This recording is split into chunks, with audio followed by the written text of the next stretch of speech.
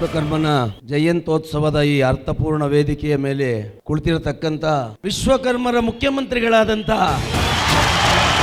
ಸನ್ಮಾನ್ಯ ಶ್ರೀ ಸಿದ್ದರಾಮಯ್ಯನವರೇ, ವೇದಿಕೆ ಮೇಲೆ ಕುಳಿತಿರತಕ್ಕಂಥ ಎಲ್ಲಾ ಗಣ್ಯರೇ, ವೇದಿಕೆ ಮೇಲೆ ಹಾಗೂ ವೇದಿಕೆ ಮುಂಭಾಗದಲ್ಲಿ ಕುಳಿತಿರತಕ್ಕಂಥ ವಿಶ್ವಕರ್ಮ ಸಮಾಜದ ಎಲ್ಲ ನನ್ನ ರಕ್ತ ಸಂಬಂಧಿಕರೇ,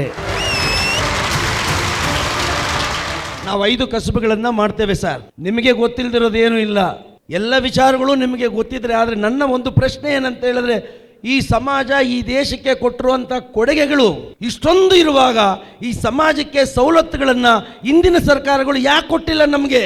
ಒಂದು ವೇಳೆ ಈ ಮರ ಕೆಲಸ, ಚಿನ್ನದ ಕೆಲಸ, ಕಬ್ಬಿಣದ ಕೆಲಸ, ಕಂಚಿನ ಕೆಲಸ, ಶಿಲ್ಪಿಗಳು ಈ ದೇಶದಲ್ಲಿ ಇಲ್ಲದೆ ಹೋದ್ರೆ ಈ ದೇಶ ಏನಾಗುತ್ತೆ ಅಂತ ಯಾಕೆ ತಿಳಿಯೋದಿಲ್ಲ ಅವ್ರಿಗೆ? ಭಾರತದ ಬೆನ್ನೆಲುಬು ರೈತ. ಆದ್ರೆ ಆ ರೈತ ಬೆಳಗ್ಗೆ ಎದ್ರೆ ಯಾರ ಹತ್ರ ಹೋಗ್ತಾನೆ? ಜಮೀನ್ ಹತ್ರ ಹೋಗೋದಿಲ್ಲ, ಕಬ್ಬಿಣದ ಕೆಲಸ ಮಾಡುವಂತ ಆಚಾರಿ ಮನೆಗೆ ಹೋಗ್ತಾನೆ.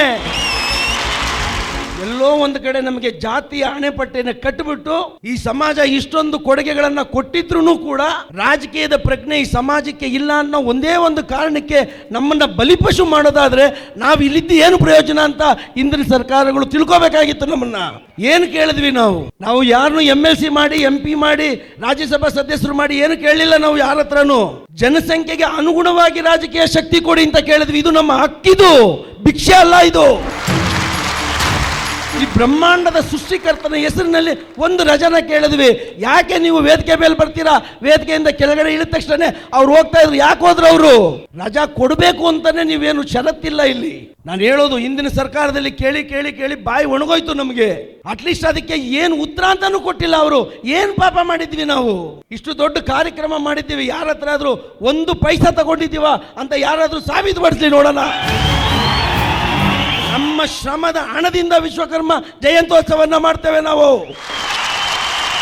ವಿಶ್ವಕರ್ಮ ಏನು ಕೇವಲ ವಿಶ್ವಕರ್ಮ ಸಮಾಜಕ್ಕೆ ಸೀಮಿತನ? ಮನುಕುಲಕ್ಕೆಲ್ಲದಕ್ಕೂ ಅವನು ಸೀಮಿತ. ಅವನು ಒಂದೇ ಮಾತಿನಲ್ಲಿ ಹೇಳಬೇಕಾದ್ರೆ, ಭಿಕ್ಷುಕ ಕಟ್ಟೋ ಜೋಪಡಿಯಿಂದ ಹಿಡಿದು ಮಹಾರಾಜ ಕಟ್ಟೋ ಅರಮನೆವರೆಗೂ ಕೂಡ ವಿಶ್ವಕರ್ಮ ಬೇಕು. ಯಾವ ಬಡ ವಿಶ್ವಕರ್ಮ ಮರಗೆಲ್ಸ ಮಾಡೋನು, ಕಬ್ಬಿಣದ ಕೆಲಸ ಮಾಡೋ ಮಕ್ಕಳು, ಹೆಣ್ಣು ಮಕ್ಕಳು, ಒಬ್ಬ ಡಾಕ್ಟರ್ ಆಗ್ಲಿಲ್ಲ ಈ ರಾಜ್ಯದಲ್ಲಿ, ಒಬ್ಬ ಲಾಯರ್ ಇಲ್ಲ, ಒಬ್ಬ IPS ಇಲ್ಲ, ಒಬ್ಬ IAS ಇಲ್ಲ.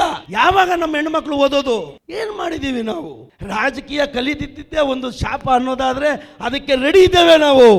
ರಾಜಕೀಯನೇ ಮಾಡಬೇಕು ಅನ್ನೋದಾದ್ರೆ ದೇವರನ್ನು ಮಾಡ್ಕೊಡೋ ನಾವು. ರಾಜಕೀಯ ದೊಡ್ಡದಲ್ಲ ನಮಗೆ. ಬಿತ್ತೋಗಿರೋ ಕಲ್ಲಿಗೆ ಜೀವ ಕೊಡುವಂತ ಸಮಾಜ ಇದು.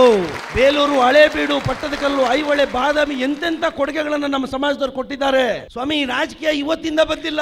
ರಾಜರ ಕಾಲದಲ್ಲೂ ಕೂಡ ರಾಜಕೀಯ ಮಾಡಿದ್ದಾರೆ ನಮ್ಮ ಸಮಾಜದ ಮೇಲೆ. ಹೊಯ್ಸಳ ಮಹಾರಾಜರು ಅದನ್ನ ಕಟ್ಟಿಸಿದ್ರಲ್ಲ, ಆ ಆವರಣದಲ್ಲಿ ಎಲ್ಲಾದ್ರೂ ನೀವು ಹೋಗಿ ನೋಡಿ, ವಿಶ್ವಕರ್ಮ ಕಟ್ಟಿದ್ದು ಅಂತ ಏನಾದ್ರೂ ಒಂದು ಸಣ್ಣ ಅಕ್ಷರದಲ್ಲಿ ಯಾರಾದ್ರೂ ಬರ್ದಿದ್ದಾರೆ ಅಂತ ನೀವು ನೋಡಿ. ನೀವು ಮಾಡೋದಕ್ಕೆ ನಾವು ಬೇಕು, ಮಾಡಾದ್ಮೇಲೆ ನಾವು ಹೊರಗಿರ್ಬೇಕು. ಏನ್ ನ್ಯಾಯ ಇದು? ನ್ಯಾಯ ಕೊಡಿ ನಮ್ಗೆ, ನ್ಯಾಯ ಕೊಡಿ ನಮ್ಗೆ. 13 ವರ್ಷಗಳಿಂದ ನಾವು ಸಂಘಟನೆಗೆ ಬಂದಿದ್ದೀವಿ. ಇವತ್ತು ಹೇಳ್ತಾರೆ ನನ್ನ ಇಲ್ಲಿ ಒಂದು ಬಾವುಟನ ನೆಟ್ಬಿಟ್ರೆ ಇದು ಕಾಂಗ್ರೆಸ್ ಸಮಾವೇಶ. ಹೌದು, ಇದು ಕಾಂಗ್ರೆಸ್ ಸಮಾವೇಶನೇ. ಏನೀಗ ನೀವೇನ್ ಮಾಡ್ಕೊಟ್ಟಿದ್ದೀರಿ ನಮ್ಗೆ? ಕಾಂಗ್ರೆಸ್ ಸಮಾವೇಶ ಮಾಡಬಾರ್ದು ಅಂತ ಹೇಳೋದಕ್ಕೆ ನೀವೇನ್ ಮಾಡ್ಕೊಟ್ಟಿದ್ದೀರಿ ನಮ್ಗೆ? 13 ವರ್ಷಗಳಿಂದ ನಾವು ಕಾಂಗ್ರೆಸ್ ಪಕ್ಷಕ್ಕೆ ನಾವು ಬೆಂಬಲ ವ್ಯಕ್ತಪಡಿಸಿದ್ವಿ ಸರ್. ನಾನಲ್ಲ, 67 ಜನ ಮಠಾಧಿಪತಿಗಳು ಕೂಡ ಕಾಂಗ್ರೆಸ್ ಪಕ್ಷಕ್ಕೆ ಬೆಂಬಲ ವ್ಯಕ್ತಪಡಿಸಿದ್ರು. ಈ ದೇಶದಲ್ಲಿ ಯಾವ ಸಮಾಜದ ಮಠಾಧಿಪತಿಗಳಾದ್ರೂ ಎಲ್ಲರೂ ಬಂದು ಕೂತು ಒಂದು ಪಕ್ಷಕ್ಕೆ ಬೆಂಬಲ ವ್ಯಕ್ತಪಡಿಸಿದ್ದು ಈ ಇತಿಹಾಸದಲ್ಲಿ ಇದೆಯಾ? ಹಂಗಿದ್ರು ಕೂಡ ಬೇರೆಯವ್ರು ಕಣ್ಗಣಿಸಿದ್ರು ನಮ್ಮನ್ನ. ಈ ರಾಜ್ಯದಲ್ಲಿ ಒಬ್ಬ ಶಾಸಕ ಆಗೋದಕ್ಕೆ ಏನೆಲ್ಲ ಬೇಕು ಆ ಅರ್ಹತೆ ನನಗೆ ಸಮಾಜನ ಬಿಟ್ರೆ ತಗೊಳಕ್ ಆಗೋದಿಲ್ವಾ ನನಗೆ? ಈ ರಾಜ್ಯದಲ್ಲಿ ನಾನೊಬ್ಬ ಕಲಾವಿದ. ಸಮಾಜ ಕಟ್ಟೋದಕ್ಕಿಂತ ಮುಂಚೆನೆ ಕರ್ನಾಟಕದ ಯಾವುದೇ ಮೂಲೆಯಲ್ಲಿ ಹೋದ್ರೂ ನಂಜುಂಡಿಯವರ ಬನ್ನಿ ನೀವು ಕೂತ್ಕೊಳ್ಳಿ ಅಂತ 1 ಲೋಟ ನೀರು ಕೊಡೋಷ್ಟು ಗೌರವ ಸಂಪಾದನೆ ಮಾಡಿದ್ದೀನಿ ನಾನು. ನಮ್ಮ ಸಮಾಜವನ್ನು ಸ್ವಾರ್ಥಕ್ಕೋಸ್ಕರ ಕಾಂಗ್ರೆಸ್ಗೆ ಇಟ್ಟಿಲ್ಲ ನಾನು. ನಮ್ಮ ಸಮಾಜದ ಅಭಿವೃದ್ಧಿಗೋಸ್ಕರ ಕಾಂಗ್ರೆಸ್ ಬೆಂಬಲ ವ್ಯಕ್ತಪಡಿಸಿದ್ದು ನಾನು. ಎಲ್ಲ ವಿಚಾರ ಗೊತ್ತಿದ್ದಂತಹ ಸಿದ್ದರಾಮಯ್ಯನವರು ಮುಖ್ಯಮಂತ್ರಿ ಆದಮೇಲೆ ಬೇರೆ ಬೇರೆಯವ್ರು ಏನೇನೋ ಹೇಳಿದ್ರೆ ಅದನ್ನು ನಾನು ಹೇಳೋದಿಲ್ಲ. ಆದರೆ ಅವ್ರು ಒಂದೇ ಮಾತು ಹೇಳಿದ್ದು, ನಾನು ಯಾರ ಮಾತು ಕೇಳೋದಿಲ್ಲ, ನಂಜುಂಡಿ ಅವರ ಸಮಾಜಕ್ಕೆ ಒಂದು ಅಭಿವೃದ್ಧಿ ನಿಗಮ ಮಾಡಬೇಕು, ನಾನು ಘೋಷಣೆ ಮಾಡ್ತೇನೆ ಅಂದ್ರು. ಅವರು ಹೇಳ್ದಂಗೆ ಮಾಡಿದ್ರು. 5 ಕೋಟಿ ದೊಡ್ಡದೇ ಅಲ್ಲ ಅದು. 5 ಕೋಟಿ ಕೊಟ್ಟು ಫಸ್ಟ್ ಅಭಿವೃದ್ಧಿ ನಿಗಮ ಆಗಲಿ, ಆಮೇಲೆ ನಾನು ಇದ್ದೀನಿ ಅಂತ ನಾನು ಅವ್ರ ಹತ್ರ ಎದುರುಗಡೆ ಕೂತಿದ್ದಾರೆ. ನಾನು 6 ಕೋಟಿನೂ ಕೊಡಿ ಅಂತ ಕೇಳಲಿಲ್ಲ, ಮೊದಲು ನಿಗಮನ ಮಾಡಿ ಸರ್ ಅಂದೆ ನಾನು. ಈಗ ಮಾಡಿದ್ದಾರೆ. ನನ್ನ ಕೊನೆ ಮಾತಿಷ್ಟೇ, ಸೆಪ್ಟೆಂಬರ್ 17ಕ್ಕೆ ಹೇಗಾದರೂ ಮಾಡಿ ರಜಾನ ಘೋಷಣೆ ಮಾಡಿ ವಿಶ್ವಕರ್ಮ ಸಮಾಜಕ್ಕಲ್ಲ, ವಿಶ್ವಕರ್ಮನಿಗೆ.